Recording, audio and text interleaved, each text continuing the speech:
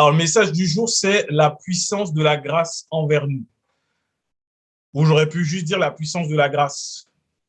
Parce qu'il y a une pensée qui me venait à l'esprit, c'est que souvent on utilise le terme par la grâce de Dieu sans comprendre. Et ça fait souvent penser au fait que c'est un peu par la chance, entre guillemets, par la chance divine, alors qu'il n'y a pas de chance avec Dieu. Il n'y a aucune chance. Et on va voir aujourd'hui l'exemple de la vie d'un homme de Dieu, de Paul. On va voir l'exemple de Paul et on va voir la puissance de la grâce, comment elle s'est manifestée envers lui et comment aujourd'hui nous devons marcher dans la grâce de Dieu et être gardés par cette grâce et garder cette grâce et continuer de la recevoir. Parce que par la grâce de Dieu, lorsque l'on dit par la grâce de Dieu, il faut être conscient qu'au moment où on dira par la grâce de Dieu, on va donc inviter et même invoquer la puissance de la grâce de Dieu pour se manifester dans ce que nous disons, en fait. Donc, on ne peut pas juste dire par la grâce de Dieu à la légère. Il faut vraiment être conscient de ce que c'est. Pour rappel, la grâce de Dieu, c'est quoi?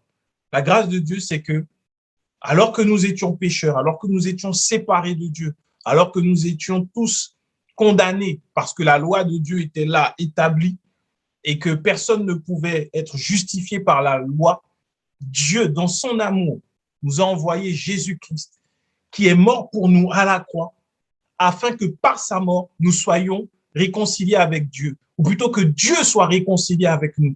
Parce que si on met en avant que nous soyons réconciliés avec Dieu, ça veut presque dire que nous faisons un pas vers Dieu et puis nous acceptons Dieu. Non, c'est Dieu qui est revenu vers nous, c'est lui qui nous tend la main. Et lorsque nous entendons parler de ce que Jésus a fait, nous recevons sa grâce, nous recevons son esprit et nous pouvons marcher justifiés, libérés du poids de l'accusation, des malédictions. Nous marchons en toute liberté par le Christ. Donc, c'est là la grâce de Dieu. Et dans la Bible, lorsque on dit par la grâce de Dieu, on ne parle pas de si Dieu le veut selon sa volonté un peu aléatoire. Non, on parle par l'œuvre de Jésus-Christ accomplie à la croix. Et donc, entre guillemets, c'est résumé par la grâce de Dieu. Et il n'y a pas une grâce particulière vis-à-vis de quelqu'un que l'on peut désirer, que l'on peut vouloir. Il y a la grâce de Dieu et à partir de cette grâce, Dieu fait de nous ce qu'il veut. Selon qu'il est écrit que par la foi, lorsque nous vivons par la foi, alors les bonnes œuvres que Dieu a préparées d'avance, nous allons les faire. Elles sont préparées d'avance, ce qui veut dire qu'en recevant la grâce, le plan parfait de Dieu pour nos vies alors peut se dérouler. Ce qui veut dire qu'on ne peut pas envier ou vouloir, entre guillemets, la grâce qu'il y a sur la vie de quelqu'un. Parce que c'est vouloir contrarier le plan de Dieu.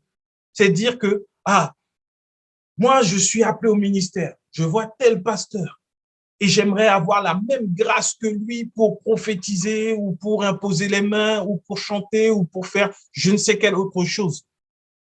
C'est dire à Dieu, Seigneur, avec moi, fais comme lui. Alors que Dieu, il est le Dieu de la diversité. On regarde dans la parole, si on regarde même juste le témoignage de son ouvrage, la terre.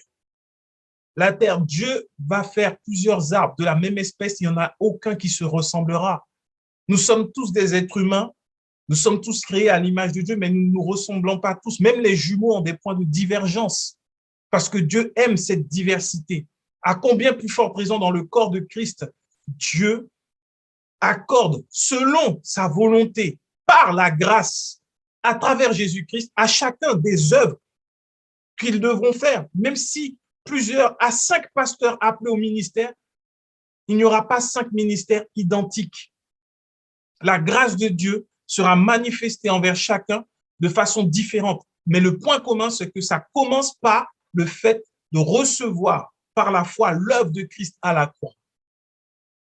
Et donc de chercher à vouloir obtenir une grâce qui est dans la vie de quelqu'un par quelconque moyen, c'est limiter ce que Dieu fait et mépriser la puissance de la grâce. Et quelque part, on n'honore pas Christ, Christ est mort afin qu'il y ait une multitude de fils, d'enfants de Dieu qui, dans tous les domaines de la vie, peuvent témoigner de sa grâce, de ce qu'il a accompli. Il y en a, ce sera à travers la prédication, il y en a, ce sera à travers l'amour, comme Dorcas pouvait faire, l'amour de façon pratique. Il y en a, ce sera à travers le chant, chacun un domaine différent. Mais à vouloir chercher la même chose, c'est comme si Dieu ne peut pas faire des plats différents et qu'on puisse chacun en profiter. Donc, regardons ensemble 1 Corinthiens 15, à partir du verset 1er jusqu'au verset 11. Je lis la version du Semeur, 1 Corinthiens 15, 1 à 11. C'est Paul qui parle. Il dit, mes frères, je vous rappelle la bonne nouvelle que je vous ai annoncée, que vous avez reçue et à laquelle vous demeurez attachés. C'est par elle que vous êtes sauvés, si vous la retenez telle que je vous l'ai annoncée. Autrement, vous auriez cru en vain. Je vous ai transmis comme un enseignement de première importance ce que j'avais moi-même reçu. Le Christ est mort pour nos péchés conformément aux Écritures. Il a été mis au tombeau. Il est ressuscité le 3e jour, comme l'avaient annoncé les Écritures. Il est apparu à Pierre, puis aux 12. Après cela, il a été vu par plus de 500 frères à la fois, dont la plupart vivent encore aujourd'hui. Quelques-uns d'entre eux seulement sont morts. Ensuite, il est apparu à Jacques, puis à tous les apôtres. En tout dernier lieu, il m'est apparu à moi, comme à celui qui est venu après coup. Oui, je suis le moindre des apôtres. Je ne mérite pas de porter le titre d'apôtre, puisque j'ai persécuté l'Église de Dieu. Ce que je suis à présent, c'est à la grâce de Dieu que je le dois. Et cette grâce qu'il m'a témoignée n'a pas été inefficace. Loin de là. J'ai peiné à la tâche plus que tous les autres apôtres, non pas moi, certes, mais la grâce de Dieu qui est avec moi. Bref, que ce soit eux ou que ce soit moi, voilà le message que nous proclamons et voilà aussi ce que nous avons cru. Paul parle de comment il a rencontré Dieu et la grâce en fait. Il ne parle pas d'un don particulier que Dieu lui a fait. Il dit comment la grâce de Dieu. Et il parle de ce témoignage, il parle de Christ mort pour nos péchés. C'est là la grâce de Dieu. Mort pour nos péchés, donc nous ne sommes plus condamnés. Et Paul explique comment cette grâce n'a pas été vaine envers lui parce qu'il est demeuré dans ce message, il a demeuré dans ce message, il est resté dans le message de la grâce et que ce qu'il est aujourd'hui, j'ai pris la version du Semeur parce que c'est un peu plus clair que la version de 8 secondes, ce qu'il est, c'est par la grâce de Dieu qu'il est. Ça veut dire que c'est à cause de l'œuvre de Jésus-Christ qu'il est. Et c'est cette œuvre qu'il va annoncer. Ce qu'il est, Dieu avait déjà prévu d'avance, avant que Paul même ne le sache, avait déjà appelé Paul. Il avait déjà prévu toute la vie de Paul. Mais Paul était enfermé dans la chair. Paul était sous la loi.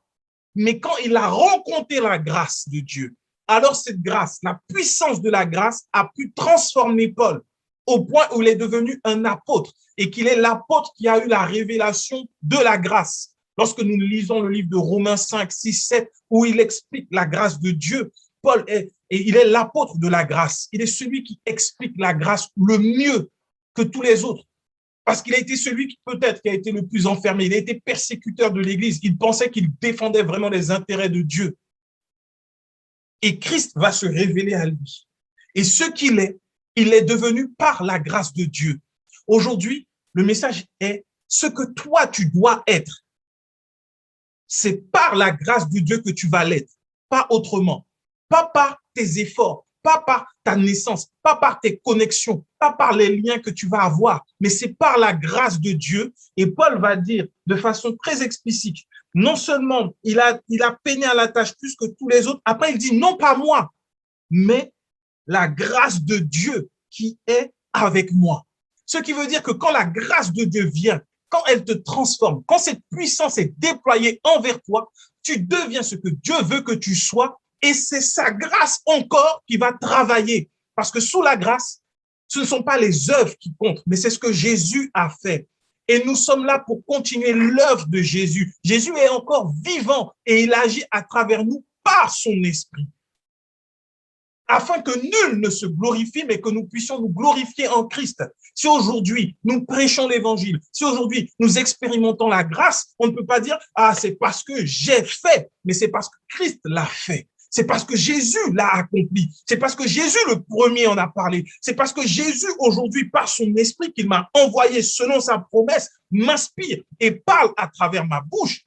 Ce n'est pas parce que j'ai fait quelque chose, bien au contraire.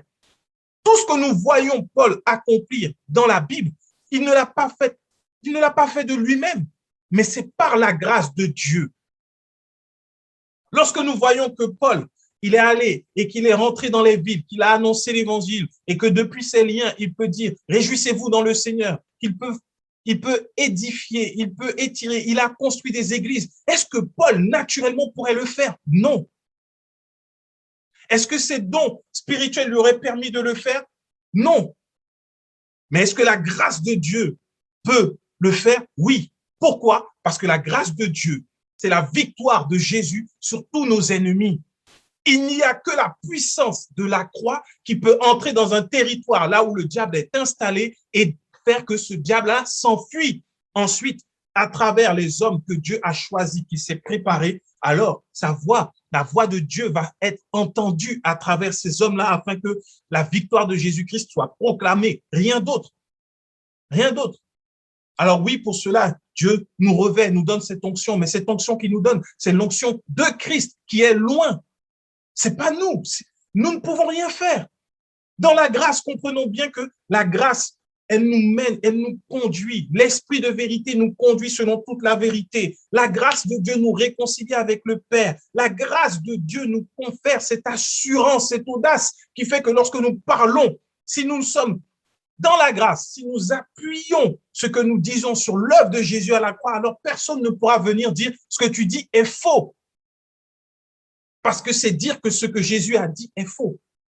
Mais si nous sortons de cette grâce et que nous voulons parler selon nos propres révélations, notre propre compréhension, alors c'est là que il y a des discussions vaines qui ne servent à rien et qui n'édifient rien. Ce que Paul disait à Timothée de fuir. Parce que lorsque tu es dans la grâce, tu ne peux pas rester dans une discussion où on va dire non, mais ta révélation sur les coups de fouet qu'avaient reçus Jacques, Pierre et Jean, cette révélation n'est pas vraie. Ils n'ont pas reçu les coups de fouet parce que c'était ci, c'était ça. Ça ne sert à rien. C'est inutile. En quoi ça édifie? En quoi ça fait grandir? Grand bien en t'en face que tu saches pour quelle raison Moïse était pieds nus devant le buisson ardent. Super, si tu sais pourquoi, alors le fer a surnagé. Super. Mais nous, ce qu'on veut savoir, c'est la puissance de la grâce de Dieu envers nous. Pourquoi? Pourquoi cette grâce, elle agit encore aujourd'hui? Et comment parler de la foi, faire grandir dans la foi afin que la grâce de Dieu nous porte? Nous n'avons pas à transformer les gens. Dieu s'en charge parce qu'il a déjà des plans écrits, préparés pour chacun d'entre nous. L'exemple de la vie de Paul est parlant.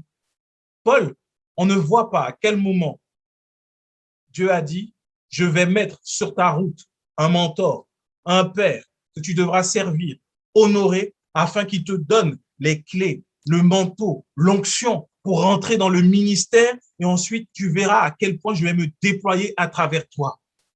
C'est l'ancienne alliance. Pourquoi? Parce que l'Esprit de Dieu ne venait pas habiter en nous. Dieu choisissait des hommes qu'il mettait à part et après, il devait transmettre le sacerdoce. Mais aujourd'hui, sous la grâce, non. Christ, aujourd'hui, il est déployé en chacun de nous qui avons la foi et Dieu veut agir avec nous. C'est la puissance de la grâce de Dieu. Paul, il n'a rien fait de lui-même. La preuve, regardons ce qui s'est passé juste après cette conversion. Regardons Acte 9, verset 13 au verset 18. Acte 9, 13 à 18. Ananias, alors Dieu avait appelé Ananias pour aller prier pour Paul, afin que Paul recouvre la vue. Et là, Ananias répondit au Seigneur, j'ai appris de plusieurs personnes que tous les maux que cet homme a fait à tes saints dans Jérusalem. Et il a ici des pouvoirs de la part des principaux sacrificateurs pour lier tous ceux qui invoquent ton nom. Mais le Seigneur lui dit, va, car cet homme est un instrument que j'ai choisi pour porter mon nom devant les nations, devant les rois et devant les fils d'Israël. et je lui montrerai tout ce qu'il doit souffrir pour mon nom. Pause. Est-ce que Paul, par ses dons, par ses talents oratoires, a eu accès au roi, aux nations, aux fils d'Israël?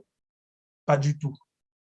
Dans sa grâce, lorsque la grâce de Dieu s'est manifestée envers Paul, lui qui était persécuteur de l'Église, qui est devenu fils de Dieu par sa rencontre avec Jésus, avant même que Paul ne commence le ministère, Dieu avait déjà dit à Ananias, cet homme ira devant les nations, devant les rois, il parlera aux fils d'Israël. Ce qui veut dire que ni l'onction, ni le don, il n'y a rien que Paul ait de lui-même qui aurait permis qu'il accède devant les nations, devant les rois. Dieu avait déjà prévu d'avance. Lorsque on n'est pas dans la grâce, lorsqu'on n'expérimente pas la grâce, nous marchons quelque part à vue. Dieu avait déjà prévu et Paul savait que ça allait être par des souffrances parce que Dieu dit à Ananias, je lui ai déjà dit tout ce qu'il allait souffrir. Donc Paul ne pouvait pas être étonné de ce qu'on allait le lapider, on allait le frapper, qu'on allait vouloir le tuer. Il le savait déjà. Sa vie était préparée, elle a été faite pour vivre ça. Alors imaginons un peu si les contemporains de Paul venaient devant Paul disant, Paul, waouh, quand tu prêches là, c'est merveilleux, tu as vu, il y avait Eutychus, il est tombé, tu as continué de prêcher, tu n'es même pas allé, ensuite tu l'as ressuscité. Ah, bénis-moi seulement, je veux la même chose que toi. Paul va te dire, je ne peux pas. Je ne peux pas, avant même que je n'entre dans le ministère, Dieu m'avait déjà dit que je passerais par ce chemin. Aujourd'hui, ce n'est pas moi qui fais, mais c'est la grâce de Dieu. Et c'est ce qu'il dit aux Corinthiens. Il leur dit, ce n'est pas moi, mais c'est la grâce de Dieu envers moi qui le fait. C'est la grâce de Dieu envers nous. C'est cette puissance de la grâce. Tu veux voir Dieu être manifesté. Tu veux voir la gloire de Dieu se répandre. Alors laisse la grâce de Dieu se manifester dans ta vie. Reçois-la et laisse-toi conduire par cette grâce. Cette grâce ne dépend pas de nos œuvres. Elle ne dépend pas de ce que tu vas faire. Elle ne dépend pas de tes prières. Elle ne dépend pas de toi. Elle dépend seulement de Jésus-Christ. Et ce qui va te garder dans la grâce, c'est la foi en Jésus-Christ. C'est tout. Aujourd'hui, on recherche beaucoup de choses. Les hommes recherchent beaucoup de choses. Mais on dirait que c'est devenu presque honteux de parler de Jésus, seulement Jésus. Et on va même te reprocher, d'être déloyal. Déloyal. On va te dire, oui, mais... Et là, je parle parce qu'on me l'a dit. On me l'a dit. Et je me permets de le dire parce que ça me vient à cœur. Mais dans tes prédications, quand même, ce serait bien que tu mettes en avant tes pères. Je dis, mais moi, je parle du Père. Il n'y a pas de problème. J'ai aucun problème. J'ai du respect pour ceux qui m'ont précédé dans la foi. Il n'y a aucun problème. Mais je ne parlerai dans mes prédications que de Jésus-Christ et de Dieu le Père. Quelle est la place d'un homme lorsqu'on prêche, lorsqu'on parle de Jésus-Christ? Un homme ne peut pas trouver sa place dans cette prédication. Je ne vois pas où Paul, lorsqu'il enseignait, lorsqu'il parlait de la grâce, il est venu dire, bien-aimé, je suis là devant vous parce que lorsque je suis allé à Jérusalem, j'ai reçu la main d'association de Pierre, de Jacques, et lorsque j'ai reçu cette main d'association, il y a un pouvoir qui est venu sur moi, donc je bénis le Seigneur pour leur vie, et maintenant je vous dis à quel point ça n'a pas été vain, maintenant des choses vont sortir. Paul n'a pas fait ça. On ne peut pas donner à un homme une place prépondérante. On parle de Jésus-Christ. On bénit le Seigneur pour ce qu'il fait au travers de la vie des hommes. On reconnaît qu'il a des bons serviteurs. Mais lorsque nous prêchons, lorsque nous parlons de Christ, nous demeurons dans la grâce. Si nous avons été enseignés par la grâce de Dieu, par un instrument fidèle qui est demeuré dans la grâce de Dieu, bénissons le Seigneur pour cela. Bénissons Dieu pour cela. Alors, je serais peut-être controversé, pas aimé, mais moi, ce que j'aime, c'est parler de Jésus, parler de Dieu, parler de l'amour de Dieu. Je n'aime pas parler des hommes, de ce qu'ils peuvent faire ou ne pas faire, ou de ce qu'ils transportent ou ne transportent pas. En vrai, on s'en moque, ça ne sauve pas des vies. Jésus est le seul qui a pris les clous dans ses mains, dans ses pieds, qui a eu le côté percé, qui a eu la couronne d'épines, qui a eu le dos lacéré. Et on veut parler d'un homme alors que Jésus-Christ, lui seul, a souffert pour que l'humanité soit sauvée.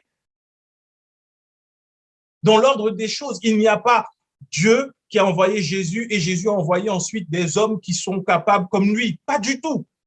Il y a Dieu, Jésus-Christ, il a sauvé un point, un trait. Le Saint-Esprit aujourd'hui coordonne et organise le corps de Christ afin que nous fassions la volonté de Dieu et qu'on continue de faire ce que Jésus-Christ a commencé. C'est la grâce de Dieu qui va se déployer, pas les hommes. C'est la grâce de Dieu qui agit. Dieu n'est pas méchant. Dieu n'a pas créé la terre comme étant un lieu d'expérimentation où il envoie les hommes. Dieu ne s'est pas réveillé un matin pour dire, bon, les êtres humains, là, vous êtes en moi, ça me fatigue un peu. Je veux voir un peu comment vous allez réagir face au péché. Je veux voir comment vous allez réagir face à la souffrance. J'aime bien voir ça. Dieu n'est pas méchant. Dieu n'a pas créé la terre pour qu'on puisse y souffrir. Dieu a créé la terre. À la base, c'était pour que Adam et Ève puissent profiter des délices de la terre, puissent être heureux et qu'ils soient dans la joie d'être en relation avec lui. Et ensuite, après un temps passé sur la terre, nous retournons auprès de lui. Mais aujourd'hui, ces plans ont été faussés par le diable.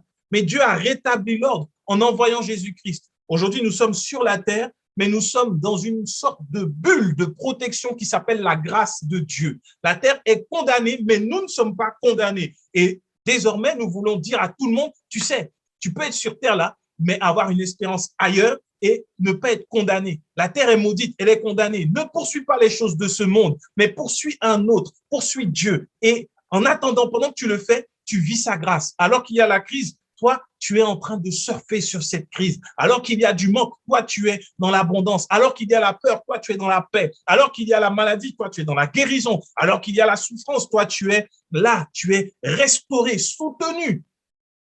C'est possible. Ah oui, comment? Parce que Jésus-Christ est mort à la croix. C'est tout.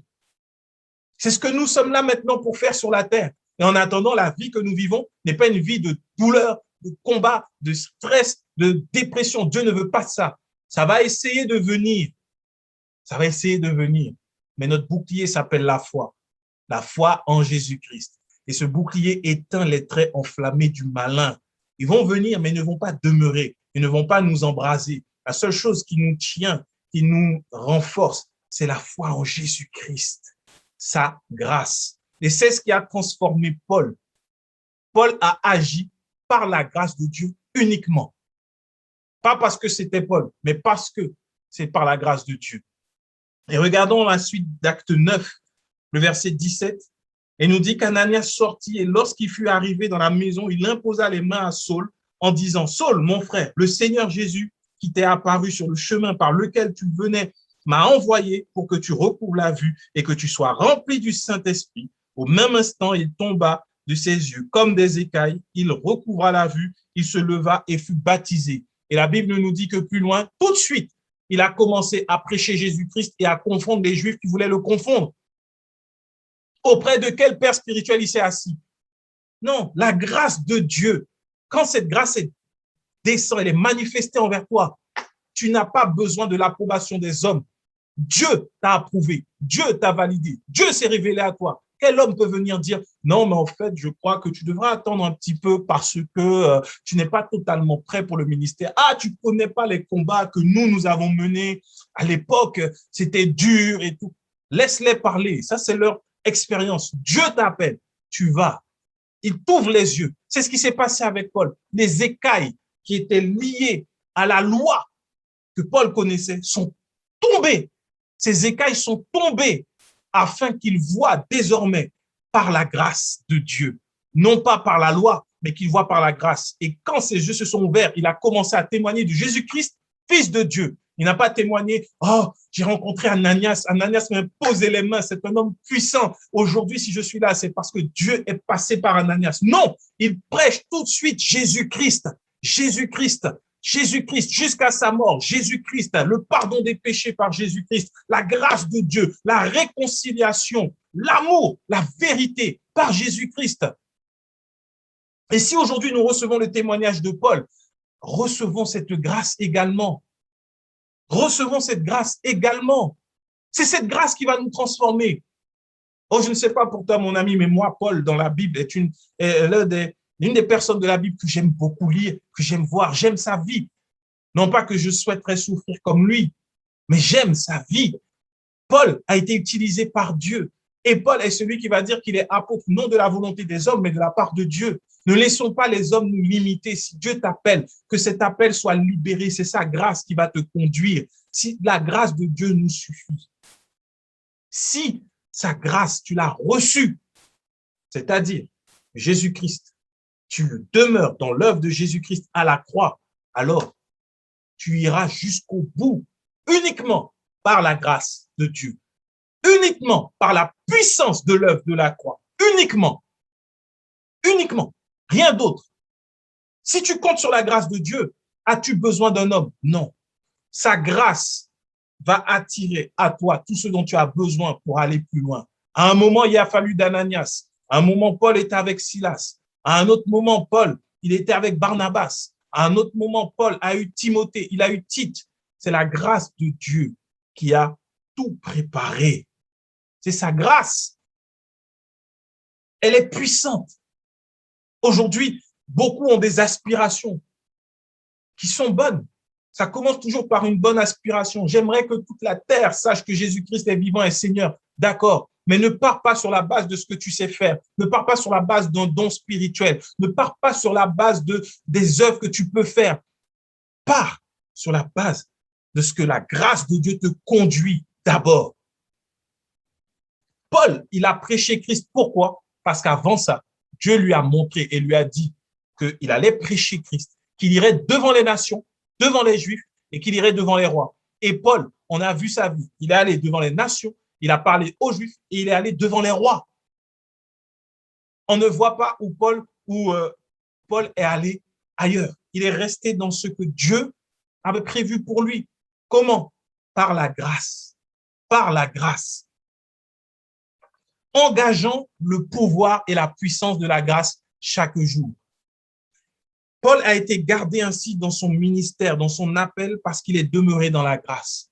De nos jours, comme je disais au début, lorsque nous disons par la grâce de Dieu, soyons conscients que nous, au moment où nous disons par la grâce de Dieu, nous détruisons la puissance du moi et de nos capacités. Regardons ce qui a entraîné la mise en place de ce pédagogue qu'on appelle la loi. Exode 19, à partir du verset 1er, on va lire jusqu'au verset 9. Exode 19, du verset 1er jusqu'au verset 9. Le 3e mois après leur sortie du pays d'Égypte, les enfants d'Israël arrivèrent ce jour-là au désert de Sinaï. Étant partis de Réphidim, ils arrivèrent au désert de Sinaï et ils campèrent dans le désert. Israël campa là, vis-à-vis de la montagne. Moïse monta vers Dieu et l'Éternel l'appelle du haut de la montagne en disant « Tu parleras ainsi à la maison de Jacob et tu diras aux enfants d'Israël, vous avez vu ce que j'ai fait à l'Égypte et comment je vous ai porté sur des ailes d'aigle et amené vers moi. Maintenant, si vous écoutez ma voix et si vous gardez mon alliance, vous m'appartiendrez entre tous les peuples, car la terre est à moi. Vous serez pour moi un royaume de sacrificateurs et une nation sainte. Voilà les paroles que tu diras aux enfants d'Israël. Moïse vint appeler les anciens du peuple et il mit devant eux toutes ces paroles comme l'Éternel le lui avait ordonné. Le peuple tout entier répondit, « Nous ferons tout ce que l'Éternel a dit. » Moïse rapporta les paroles du peuple à l'Éternel. Et l'Éternel dit à Moïse, « Voici, je viendrai vers toi dans une épaisse nuée afin que le peuple entende quand je te parlerai et qu'il ait toujours confiance en toi. » Moïse rapporta les paroles du peuple à l'Éternel.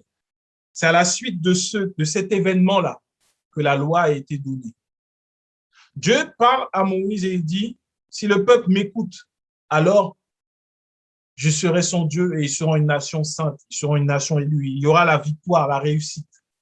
Mais le peuple, il ne va pas dire à Moïse en réponse, oui, on va écouter ce que Dieu va nous dire. Nous le ferons parce que nous avons vu ce qu'il a fait envers nous et que malgré nos désobéissances, malgré nos murmures, il a toujours été présent. Le peuple ne va pas réagir comme ça. Le peuple va s'appuyer sur sa force. Et comme le peuple est là, le peuple va dire, Dieu, dis ce que tu veux, nous le ferons, il n'y a pas de problème. Mon gars, Dieu, nous on est là. Il y a quoi? Dieu, nous on va faire. Et c'est à ce moment-là que Dieu va mettre en place la loi pour que les hommes apprennent que dès lors qu'on s'appuie sur sa propre capacité, il nous est impossible de voir Dieu à l'œuvre dans nos vies. Impossible. Et c'est à ce moment-là que les hommes vont souffrir quelque part sous ce pédagogue qu'est la loi. Paul va dire dans Galates 3, 23 à 25, il va dire que la loi a été donnée comme pédagogue. La loi est un pédagogue pour enseigner aux hommes leurs limites. Leurs œuvres ne servent à rien.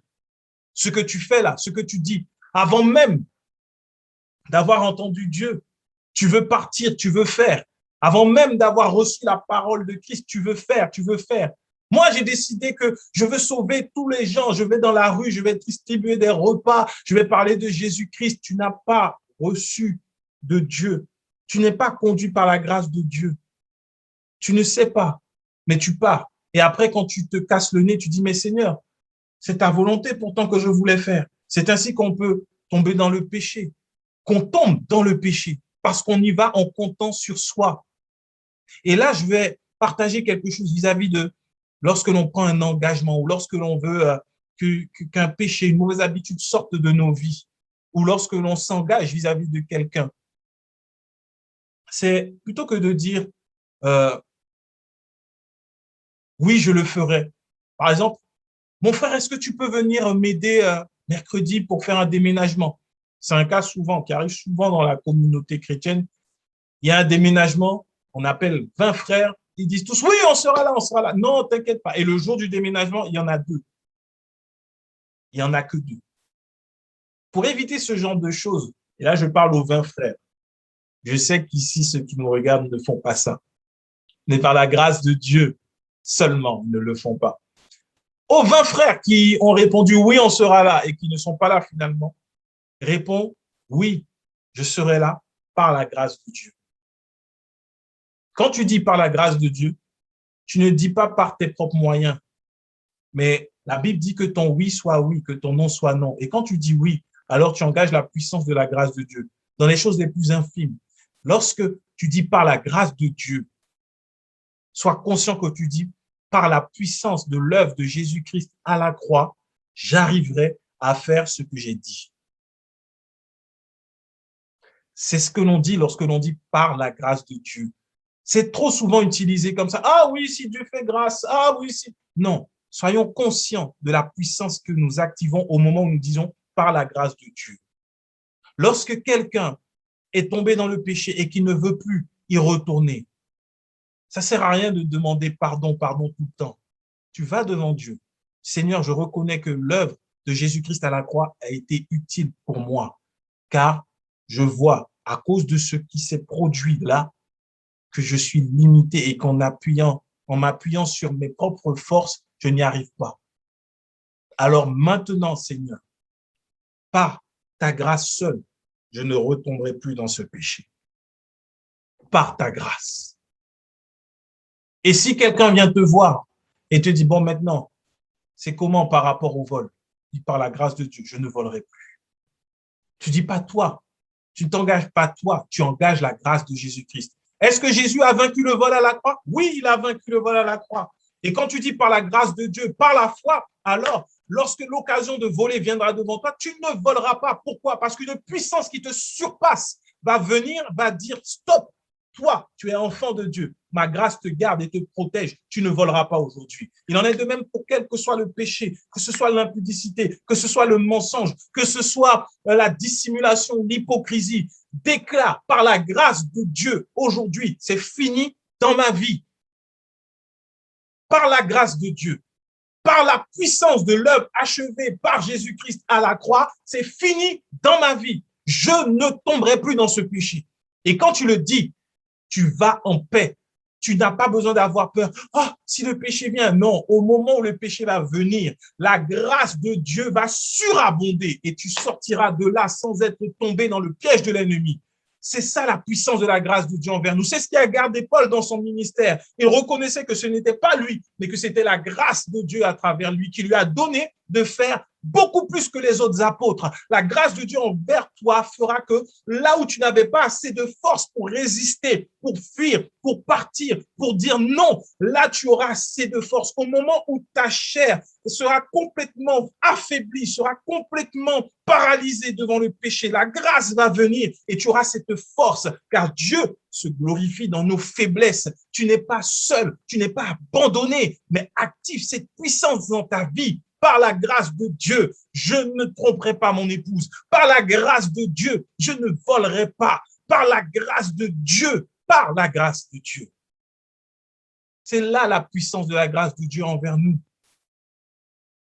Et il ne s'agit pas de le dire pour le dire, mais il faut le dire en s'étant totalement dépouillé de ce que nous étions, en étant conscient que désormais, c'est en Christ que je suis et que je parle à partir de l'œuvre de Jésus-Christ à la croix, chaque jour. Voilà pourquoi il est important de nourrir notre foi par l'évangile, par la bonne nouvelle de la grâce de Dieu. Chaque jour, ce n'est pas trop que de le relire chaque jour. Tes péchés ont été pardonnés. Ce n'est pas trop que d'entendre chaque jour, en Jésus-Christ, tu es pardonné. En Jésus-Christ, tu es pardonné. Chaque jour, en Jésus-Christ, tu es pardonné. Le Père t'aime, non pas pour ce que tu as fait, mais à cause de ce que Jésus a fait.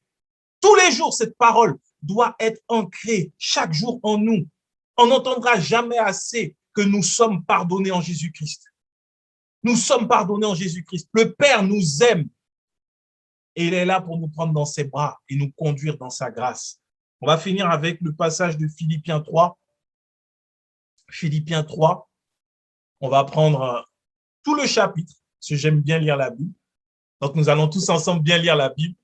On va prendre tout le chapitre parce que ce chapitre, Paul parle de choses extraordinaires. Paul explique comment, quelque part, il a été conduit uniquement par la grâce. Philippiens 3, au verset 1er, qui dit « Au reste, mes frères, réjouissez-vous dans le Seigneur. Je ne me lasse point de vous écrire les mêmes choses, et pour vous, cela est salutaire. Prenez garde aux chiens, prenez garde aux mauvais ouvriers, prenez garde aux faux circoncis, car les circoncis, c'est nous qui rendons à Dieu notre culte par l'Esprit de Dieu, qui nous glorifions en Jésus-Christ et qui ne mettons point notre confiance en la chair. Ne mets pas ta confiance dans ta chair, mais dans la grâce de Dieu. Ensuite, moi aussi, j'aurais sujet de mettre ma confiance en la chair. Et Paul va expliquer c'est quoi cette chair. Il va dire, si quelque autre croit pouvoir se confier en la chair, je le puis bien davantage. Moi, circoncis le 8e jour, de la race d'Israël, de la tribu de Benjamin, hébreu, né d'hébreu, quant à la loi, pharisien, quant aux ailes, persécuteurs de l'Église, irréprochable à l'égard de la justice de la loi. Mais ces choses qui étaient pour moi des gains, je les ai regardées comme une perte à cause de Christ. Et même, je regarde toutes choses comme une perte à cause de l'excellence de la connaissance de Jésus-Christ, mon Seigneur, pour lequel j'ai renoncé à tout et je les regarde comme de la boue afin de gagner Christ et d'être trouvé en lui, non avec ma justice, celle qui vient de la loi, mais avec celle qui s'obtient par la foi en Jésus-Christ, la justice qui vient de Dieu par la foi afin de connaître Christ et la puissance de sa résurrection et la communion de ses souffrances en devenant conforme à lui dans sa mort pour parvenir, si je puis, à la résurrection d'entre les morts. Ce n'est pas que j'ai déjà remporté le prix ou que j'ai déjà atteint la perfection, mais je cours pour tâcher de le saisir, puisque moi aussi, j'ai été saisi par Jésus-Christ. Frère, je ne pense pas l'avoir saisi, mais je fais une chose, oubliant ce qui est en arrière et me portant vers ce qui est en avant. Je cours vers le but pour remporter le prix de la vocation céleste de Dieu en Jésus-Christ. Nous tous, donc, qui sommes parfaits, ayons cette même pensée. Si vous êtes en quelque point d'un autre avis, Dieu vous éclairera aussi là-dessus. Seulement, au point où nous sommes parvenus, marchons de même pas. Soyez tous mes imitateurs, frères, et portez les regards sur ceux qui marchent selon le modèle que vous avez en nous. Car il en est plusieurs qui marchent en ennemis de la croix de Christ. Je vous en ai souvent parlé et j'en parle maintenant encore en pleurant. Leur fin sera la perdition. Ils ont pour Dieu leur ventre. Ils mettent leur gloire en ce qui fait leur honte. Ils ne pensent qu'aux choses de la terre, mais notre cité à nous est dans les cieux, d'où nous attendons aussi comme sauveur le Seigneur Jésus-Christ, qui transformera le corps de notre humiliation en le rendant semblable au corps de sa gloire, par le pouvoir qu'il a de s'assujettir toutes choses. Le passage est parlant en lui-même. Est-il besoin encore de commenter quelque chose? Paul a laissé son origine, son enseignement, sa culture. Il a laissé tomber son rang. Il a tout laissé tomber pour compter sur la grâce de Dieu et mettre son espérance en Jésus-Christ. Dans ce passage, il parle clairement. Il dit, il y en a qui viennent, qui mettent en avant le fait qu'ils sont circoncis. Il venait impressionner les Philippiens. Il y en a qui viennent dans le corps de Christ mettre en avant, moi je suis, j'ai la révélation, je connais, j'ai tel titre et j'ai vécu ça et j'ai fait ci. Quand je suis allé en mission, j'ai fait ça, il s'est passé ça. Ok, super, mais laisse ça de côté. Il n'y a que la grâce de Dieu qui compte. Paul pouvait s'appuyer sur toutes ces choses. Mais nous voyons que Paul ne s'est pas appuyé sur ce qu'il savait, sur ce qu'il avait comme héritage. Il ne s'est pas appuyé sur son origine. Il s'est appuyé uniquement sur Christ. Paul, il a laissé tomber tout ce qu'il savait, tout ce qu'il était, pour compter sur la grâce de Dieu et demeurer dans cette grâce, pour aller jusqu'au bout, parce que son espérance n'était pas sur cette terre. Il le dit à la fin, ces hommes-là, ils ont pour Dieu leur ventre, c'est-à-dire leurs propres intérêts. Ils veulent pouvoir manger et profiter des choses de ce monde sur le dos des enfants de Dieu. Et Paul, c'est là qu'il dit, c'est pour ça qu'il dit, soyez mes imitateurs. Il ne le dit pas, oui, parce qu'il est parfait. Il le dit parce que beaucoup, trop souvent, nous gardons encore de ce que nous étions hier, lorsque nous sommes venus à Christ. Le souvenir d'une gloire passée quelque part, au lieu de totalement le mettre de côté. Imitons Paul en ce sens. Paul a laissé tomber son origine juive, son rang de... Il était pharisien, zélé, irréprochable quant à la loi. Il a tout laissé tomber. Combien d'entre nous, nous venons à Christ et nous ne laissons pas tout de côté? Nous ne laissons pas de côté notre origine. Ah, je suis né sur le continent africain, je resterai avec ma culture. Je suis né dans la Caraïbe, je reste caribéen. Ah, en Europe, on ne fait pas comme ça, on reste européen. Ah non, mais moi, je suis australien, c'est comme ça en Australie. Et alors, est-ce qu'on peut dire que Christ avait une particularité due à sa culture? Non. Paul disait, je me fais tout à tous pour gagner le plus grand nombre à Christ. Est-ce qu'aujourd'hui, on peut laisser nos traditions un peu pour gagner le plus grand nombre à Christ? La tradition n'a jamais rien sauvé. Dans l'Église, le corps de Christ n'est pas la tradition, mais c'est Christ seul. On laisse tout de côté pour vivre Christ. Aujourd'hui, nous sommes en Europe. Nous allons donc faire comme ce qui se passe en Europe. Mais demain, le même évangile, nous devons pouvoir le donner, que ce soit aux confins de l'Océanie ou que ce soit au Canada. Quand on nous propose à manger des chenilles ou du caribou, on doit pouvoir le faire. Peu importe, ça, ce n'est que le corps. Voilà pourquoi Paul dit que nous espérons enfin de revêtir le corps incorruptible, le corps de notre souffrance. Dépouillons-nous pour que la grâce, la puissance de la grâce puisse se manifester. Il y a un ministère en toi. Il ne sera manifesté puissamment, réellement, que par la grâce de Dieu. Il y a des âmes que chacun d'entre nous devons gagner, pas en étant influents dans des sphères de ce monde, mais en étant conduits par la grâce de Dieu, car la grâce de Dieu surpasse toute forme de sphère mondaine. Par la grâce de Dieu. Paul a parlé aux nations. Dieu ne lui a pas dit, je t'établirai dans les sphères politiques, dans les sphères d'influence, je t'établirai dans les sphères du pouvoir, dans les sphères religieuses. Non, sa grâce l'a conduit là où il devait aller. Tu n'as peut-être rien à voir avec le sport, rien à voir avec le médical, rien à voir avec la musique, mais en prêchant la grâce, en demeurant dans la grâce, tu pourras toucher tous ces domaines et ne pas être influent par ce que tu as fait, mais parce que lorsque tu parles de Jésus-Christ et de sa grâce, les hommes qui sont dans le désert de ce monde reçoivent l'eau de vie qui fait que leur vie sera transformée pour toujours. Activons dans nos vies la puissance de la grâce. Laissons-nous conduire par cette grâce et les bonnes œuvres que le Père a préparées d'avance pour nous, elles seront manifestées. Et le monde entier qui soupire après la manifestation des fils de Dieu alors pourra dire oui. Dieu est bon et nous aime sans condition. Seigneur, merci encore pour ta présence au milieu de nous. Merci pour ta grâce. Aide-nous à prendre conscience que lorsque nous disons par ta grâce, par la grâce de Dieu, nous activons la puissance de l'œuvre de Jésus-Christ à la croix. Beaucoup parmi nous, ou même nous encore, nous luttons avec des péchés. Accorde-nous de nous dépouiller totalement de ce que nous étions hier, de toute forme d'alliance que nous aurions pu passer, toute forme d'offrande que nous avons faite pour pouvoir nous garder dans une sainteté éphémère, que nous puissions nous attacher maintenant à ta grâce et ta grâce seule et déclarer que par ta grâce, nous ne retomberons plus jamais dans les pièges de l'ennemi parce que ta grâce nous suffit. Christ a vaincu le monde, le diable, à la croix. Alors donne-nous de marcher dans cette victoire en recevant, en expérimentant ta grâce chaque jour. Merci encore pour ta présence au milieu de nous, pour ton amour. Père, que ta grâce soit pleinement manifestée au milieu de nous, dans le nom de Jésus. Amen.